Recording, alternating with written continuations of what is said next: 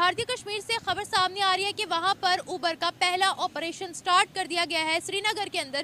इससे पहले खबरें सामने आई कि वहां पर अमेज़न का भी स्टोर खुल चुका है। कश्मीर बहुत ज़्यादा डिजिटलाइज हो गया है, वहां पर हर चीज़ अब डिजिटल हो गई है। हम सब जानते हैं कि कश्मीर में तरक्याती मंसूबे बहुत ज़्यादा हो रहे हैं और पूरी दुनिया इस चीज़ को देख। ओला और उबर की सर्विस जो है पूरी तरीके से तैयार है जम्मू कश्मीर में अपना वर्चस्व बनाने के लिए, लोगों को पाकिस्तान तौर पर पैसेंजर्स को जो है अपनी सर्विस मुहैया करवाने के लिए बेहतरीन सर्विस जो ऑनलाइन के जरिए जो आप बुक करवा सकते हैं और उसकी अवेल कर सकते हैं। वही गौरतलब है कि कुछ महीने पहले ओला और उबर जैसी जो सर्विसेज हैं उन्होंने अप्लाई किया था जम्मू कश्मीर में सर्विस के लिए।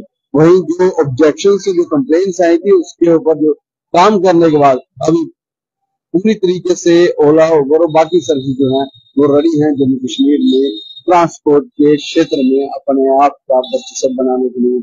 मतलब है कि बड़े सारे शहरों में खासतौर पर मेट्रो सिटीज में ये सर्विस है काफी बेहतरीन मानी जाती है। ये कि पहले अपने इंटरनल इश्यूज को हम सॉल्व करें और इंटरनल तो ये हमारे गवर्नमेंट लेवल पे ही हो सकता है। इस तरह ये इलाकों को हमारे गवर्नमेंट तो मेन प्रोविंसेस को सिर्फ देती है। इस साइड पे इस सूबे को हर दफ़ा इससे शुरू से इन्हें नज़रअंदाज किया गया, निगलेक्ट किया गया। नहीं, हमें पहले अपने इंटरनल देखना चाहिए, हमें अपने लोगों को इंपॉर्टेंस देनी चाहिए, हमें अपने बॉर्डर लाइन को देखना चाहिए कि जो लोग रहते हैं वो कितनी मुश्किल में। सही बात तो है। आप इंटरनेशनल लेवल पे तो बहुत बातें करते हैं लेकिन अपना देख नहीं रहे कि वो लोग। तो जब से कश्मीर में धारा 370 हटाई गई है उसके बाद में कश्मीर का रूप जो है लगातार बदला जा रहा है और धीरे धीरे कश्मीर में अब आप देख पा रहे हैं कि किस तरह से विकास की सूरतें बढ़ी हैं, किस तरह से आवागमन और सारी चीजें, सारी डेवलपमेंट धीरे धीरे बढ़ रही हैं। चाहे शॉपिंग मॉल हो, कॉलेज हो, आईटी का कॉलेज हो, मतलब हर किस्म की फैसिलिटी अब कश्मीर में धीरे धीरे बढ़ाई जा रही है। जहां आज के कुछ सालों पहले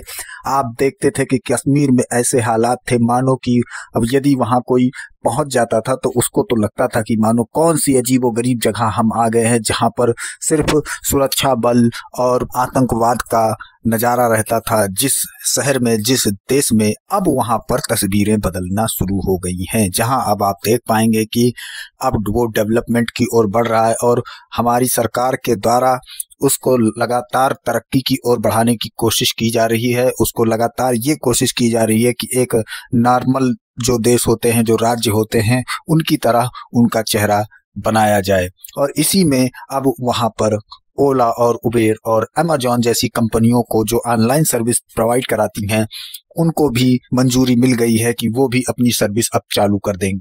और इसकी फिलहाल इन कंपनियों ने पहले से ही अर्जी लगा रखी थी कि हमें भी यहाँ पर काम करने का मौका दिया जाए। तो अब वो चीजें खत्म हो चुकी हैं और उन्हें मंजूरी दे दी गई है और अब ये सर्विस जल्द से जल्द वहां पर शुरू हो जाएगी या फिर 2-4 दिन में शुरू हो जाएगी और वहां पर आप ऑनलाइन अमेज़न से सामान मंगा सकते हैं और ओला उबेर जैसी गाड़ियों को बुक करवा सकते हैं। ये सारी सुविधाएं अब आपको मिलेंगी और ये जानकर बहुत हैरानी हुई जब मैंने ये सुना कि अभी तक वहां पर ये सारी चीजें नहीं थी। वाकई में आप देख सकते हैं कि पूरी दुनिया ऑनलाइन चल रही है लेकिन कश्मीर में अभी तक ये सारा सिस्टम नहीं लागू था। क्यों नहीं लागू था? क्योंकि अभी तक वहां पर जो वहां के लीडर और पाकिस्तानियों द्वारा जो माहौल बनाया गया था उस तरह से वो उस माहौल में ढलकर अपने आप को किस गड्ढे में बिठा रखे थे अब उनकी समझ में आ गया है। तो अब वहां पर शांति बहाल हो रही है, पत्थरबाजी खत्म हो चुकी है, आतंकवादियों से उनका कोई लेना देना रह नहीं गया।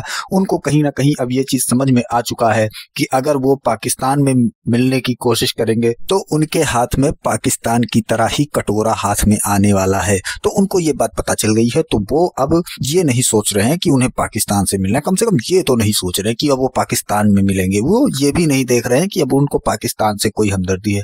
और अब पाकिस्तान के पास इतना कहीं पैसा वैसा तो रह नहीं गया तो क्योंकि वो इतना बढ़िया फिर से पुराने माहौल जैसा कश्मीर में आतंकवादी संगठनों को पनाह दे सकें और चला सकें, पैसा देकर खरीद सकें। तो ये सारा सिस्टम अब खत्म हुआ है और कश्मीर धीरे धीरे नॉर्मल की ओर बढ़ रहा है और ये सब देखकर पाकिस्तानियों को काफी हैरानी हो रही है और वो भी कहीं कहीं ये भी कह रहे हैं कि अब हमें कंप्रोमाइज कर लेना चाहिए, कश्मीर दे देना चाहिए, हमें भूल जाना चाहिए कश्मीर।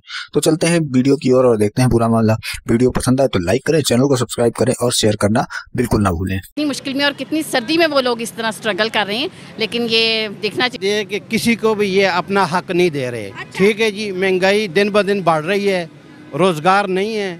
गिलगित बल्तिस्तान हमारा एक बहुत बड़ा इलाका है, जहाँ पे टूरिज्म ये वगैरह आते हैं वहाँ पे काफ़ी मुनाफा होता है जी। लेकिन ये है कि हमारी हुकूमत को बस अपनी कुर्सी की पड़ी हुई है। जिसको देखो वो आए दिन महंगाई महंगाई, ये आटा महंगा हो गया, ये पेट्रोल महंगा हो गया, गैस महंगी हो गई, बिजली महंगी हो गई, ठीक है ना जी। कश्मीर के ऊपर मैं सिर्फ दो एंड से बात करूंगा, एक पाकिस्तान के एंड से, एक इटसेल्फ कश्मीर। आप ये देखें कि पाकिस्तान अपना मुल्क चला नहीं पा रहा है, ठीक है।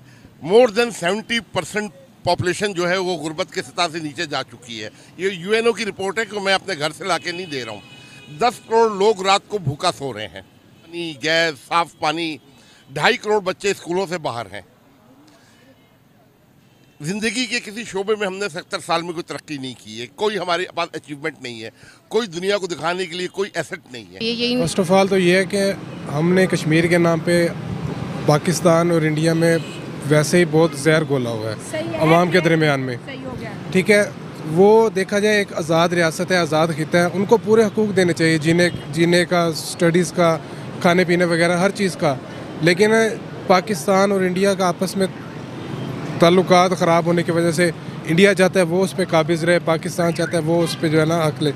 जैसे कि वहाँ की मेजॉरिटी को देखा जाए तो वो तो मुसलमान है। आप कह रही थी ना कि वहाँ पे जो वहाँ के जो थे रहनुमा वो इंडिया को दे गए थे, लेकिन वो ये भी तो देखे ना वो सिख थे या वो नॉन मुस्लिम थे, लेकिन वहाँ की मेजॉरिटी में मुसलमान थे ज़्यादातर। वो इल्हाक पाकिस्तान के साथ करना चाहते थे, लेकिन वो सियासी तगोदो की वजह से वो उनका आपस में जो है ना आपस का गठजोड़ बन गया। इस इंडिया पाकिस्तान के मसले की वजह से जो है ना कश्मीर बीच में पिस रहा है। अब पाकिस्तान देखें, आज़ादी कश्मीर की चाहिए, बंद पाकिस्तान कर रहे हैं, ये तो कोई बात ना हुई। बात ये थी कि ये मुल्क उसके जितने सूबे हैं, वफाक जो है क्या वो फैसले कर रहा है या फैसले लंदन से हो रहे हैं। अब ज़रा पीछे चलते हैं, ये धरने क्यों हो रहे हैं? उसकी मेन रीज़न जो है वो इन्फ्लेशन है। बिजली की कीमत वो छोड़ के इमरान गवर्नमेंट गई थी 12 से 13 रुपए का यूनिट, वो पहुंच गया 40 रुपए का।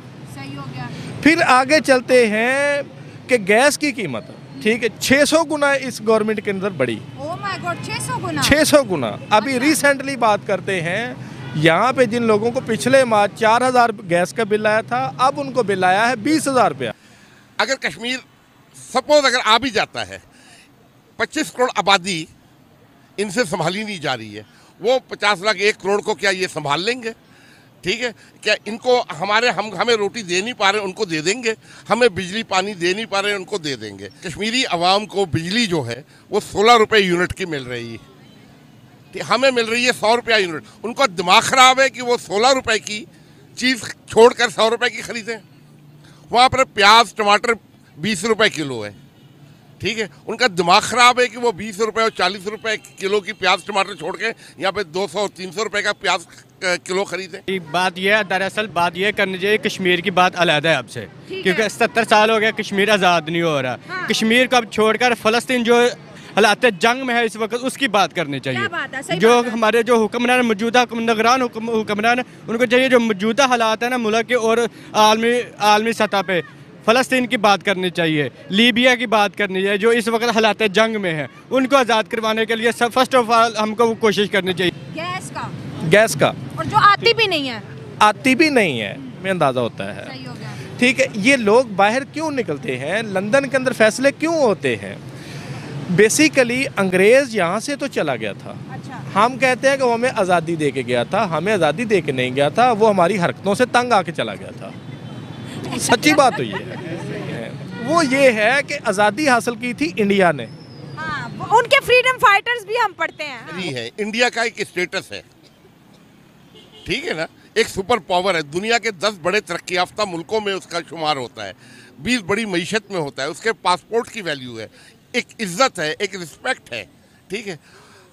उनको छोड़ के हमारा पासपोर्ट जो सोमालिया से भी नीचे जा चुका है, हम हमारा पासपोर्ट लेंगे इंडियन पासपोर्ट छोड़कर। कश्मीर का पेंडिंग मसला है, क्योंकि इसमें अक़वाम मुत्तहिदा का मसला है और आलमी बरादरी खड़ी होगी तो फिर कश्मीर आज़ाद होगा। जिसके साथ इस वक्त आलमी बरादरी खड़ी है उसको आज़ाद करवाना चाहिए। बात तो ये है कि हमारी जो पॉलिटिक्स है ना, उसने ये सारा बेड़ागर्क किया हुआ है कश्मीर का। ठीक है, देखें अभी इलेक्शन आ रहे हैं, लेकिन किसी को ये नहीं पता कि मंशूर क्या है। हर बंदा खड़ा तो हो जाता है, लेकिन किसी को ये नहीं पता कि उसने करना क्या है। ना ही वो बंदा ये बता रहा है कि जी मैं अगर इलेक्शन पे खड़ा हुआ तो मैं अवाम के लिए या कौम के लिए मैं ये करूँगा। मुझे ये बताएं, क्या वहाँ पे उनके फैसले न्यू दिल्ली में होते हैं या जाके लंदन में होते हैं? सर न्यू दिल्ली में होते हैं। 28 स्टेट देख ले, हर स्टेट पूरे पाकिस्तान से बेहतर चल रही है। क्या उनके सूबे हमसे कम है या हमसे ज्यादा है? बहुत ज्यादा है।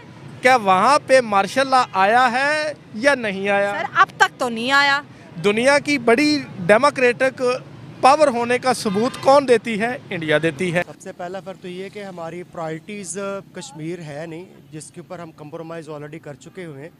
तो होना तो ये चाहिए था कि हम जो, क्योंकि भारत की जो पॉलिसी है वो है अपने हिली स्टेशन में जो कंपैरेटिवली रेट्स देते हैं अशिया के, वो 30 से 50% डाउन पे देते हैं। यानी अगर एक बॉटल पानी की बॉटल हमारे मैदानी इलाकों में 50 रुपए की है, वो पहाड़ी इलाकों में 30 रुपए की 25 की देते हैं। हम अगर ऐसा करते हैं तो हमारे वो डबल रेट हो जाया करते हैं। इट मीन्स कि हम बजाय इसको फैसिलिटेट करें, उनको फैसिलिटेट करने के बजाय हम उनको ज़्यादा रॉब कर रहे हैं। महंगाई का तल्लक जो है वो बेसिकली होता है इत्माद के साथ। अब इत्माद क्या है? एक दुकानदार ये पीछे शॉप लगी हुई है, अगर ये दूध के अंदर मिलावट करना शुरू कर दें तो लोग इनसे दूध नहीं लेंगे जब तक उनको पता नहीं चलता कि हमारे साथ हाथ हो रहा है। इसी तरह हमारे यहाँ जो डेमोक्रेसी है वो बेसिकली डेमोक्रेसी है। जस्ट वो वोट के लिए आते हैं और वोट मांगते हैं कि हमें वोट दे दें, लेकिन ये कोई बंदा बात नहीं करता कि हमने करना क्या है। इसीलिए हमारे जो ऊपर सियासतदान हैं, जो भी लोग ऊपर बैठे हुए हैं, वो ये किसी को नहीं बता रहे कि उन्होंने कौम का क्या करना है, कश्मीर का क्या करना है। वो भी पाकिस्तान का हिस्सा है, उस पर कोई बात नहीं। कि जो कौम अपने टारगेट के पीछे लग जाती है वो विन कर जाती है। अब इंडिया जो हमसे एक दिन बाद आज़ाद हुआ, उससे टारगेट, उसके जो एस्पिरेशंस है वो डिफरेंट है हमारी निस्बत, क्योंकि हमारा टारगेट वो नहीं था, हमारे टारगेट डिफरेंट है। इंडिया ने एम किया हुआ था कि उसने आईटी में लेके आना है, वो आईटी एशिया का सबसे बड़ा सॉफ्टवेयर हाउस बनाकर बैठा हुआ है। उसने चांद की तरफ प्रोग्रेस कर लिया। हत्ता क्या मोदी जिस गुजरात का वाकई उसके साथ अटैच करते हैं, लेकिन वो एक हमारे पढ़े लिखे और बड़े नाम निहाद मुहब्बे वतन सियासतदानों से बहुत आगे लेके जा चुका अपने कंट्री को, और वो हर फील्ड में प्रोफेशनल करता। हैंडल कुछ भी हो जाता है मैम, हैंडल हो जाता है, लेकिन उसको हमें हासिल करना है। वो अगर आज़ादी चाहते हैं, हमें आज़ादी देनी चाहिए। अगर कश्मीरी वाले कहते हैं कि हम अलहदा रहेंगे, उनको अलहदा कर देना चाहिए। आपको लगता है कि हम छोड़ेंगे? इंडिया के अंडर नहीं देना। हम छोड़ें, छोड़ना क्यों नहीं, छोड़ना चाहिए। आप कह रहे हैं हम छोड़े हैं, छोड़ना इंडिया भी कह रहे हैं छोड़े, फिर दोनों बॉर्डर से फौजें हटाए ना। बिल्कुल, ऐसे यही तो कह रहा हूँ, दोनों बॉर्डर से फौजी हटें। वो अपना एक, जैसे पाकिस्तान एक अलहदा है, वो चाहती नहीं कि हम पाकिस्तान में हैं, तो उनको एक अलहदा रियासत के तौर पर कश्मीर पाकिस्तान के साथ भी रहना नहीं चाहता? मेरे ख्याल में तो नहीं रहना चाहिए। जितनों से मैंने बात किया वो कहते हैं हम लोग, वो अपने आप को पाकिस्तानी कहते ही नहीं, कश्मीरी नहीं कहते। नहीं कहते, वो कश्मीरी कहते हैं, हम कश्मीरी हैं।